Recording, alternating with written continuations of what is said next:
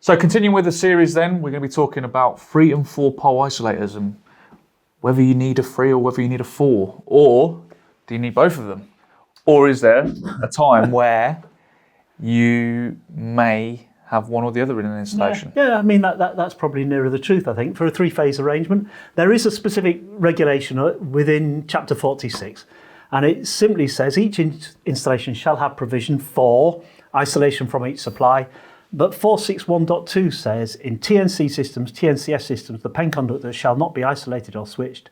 And in TNCS and TNS systems, isolation or switching of the neutral conductor is not required if protective equipotential bonding is installed and either the neutral conductor is reliably connected to earth by a low resistance to meet the disconnection times of the protected device according to Chapter 41, or the distributor declares that either the PEN or the neutral conductor of the supply is reliably connected to earth by a low resistance to meet the disconnection times. And so what we have is a situation where if you've got a TT system, you need a 4-pole device. That's the way I always understood it, and that was your default. Your black and white.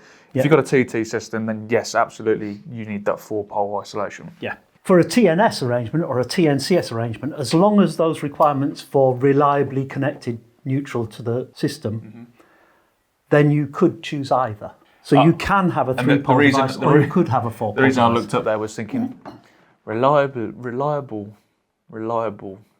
Yeah. DNO. Well, but we do function like that, don't we? We have to rely on the reliable connections anyway, and we do. And on the whole, especially when you've got millions of premises, then the fact is that the odd one might fail it doesn't negate the many millions that are very reliably connected. And so we have a situation where a 4-pole device for a TT earthing system, 3-pole device permitted for a TNS, TNCS, where those 2 provisions are met. And if you're ever in doubt, stick a 4-pole in. Okay, so what you're saying is that there's nothing wrong with using a 4-pole regardless. Yep.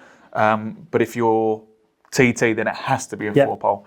If you're TNCS or TNS, it could be a 3 or a 4, depending on preference. That's exactly right. We can see in front of us here, we've got a 250 amp isolator here for 3-pole, and then we've got a 4-pole 125. So within the range, there will be both. There will be a 250 3 and 4 pole, and then a 125 3 and 4 pole as well. So it's really just to touch upon that, because we sometimes get asked the question as to which one do we need to install, or I always go for a 4-pole, or no, I always go for a 3-pole. So just really to clear that up and make sure that people are aware of the Chapter 46 that we can see in 7671 there, making sure that you get the right selection of isolators there. So that's this episode done.